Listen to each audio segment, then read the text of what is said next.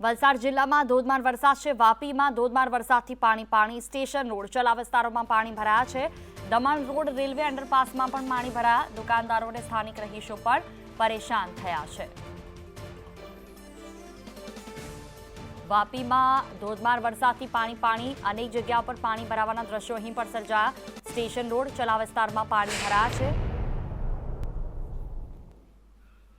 જાવેદ ખાન સંવાદદાતા ફોનલાઈન પર જોડાયા છે મારી સાથે। જી જાવેદ, જે રીતે વાપી પાણી થયું, ક્યારથી વરસાદની શરૂઆત, શું વિગતો? આજે વહેલી સવારથી જ વલસાડ જિલ્લામાં મેઘરાજા ધોધમાર બેટિંગ કરી રહ્યા હતા।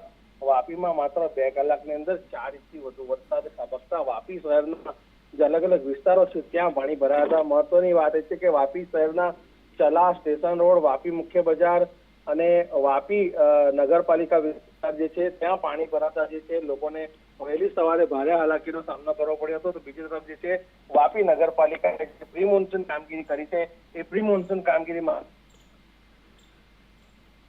બિલકુલ, તમામ જાણકારી બદલ આભાર। તો દુકાનદારો અને સ્થાનિકો પ્રભાવિત થયા વલસાડ જિલ્લામાં સાંભળેલાધાર વરસાદ।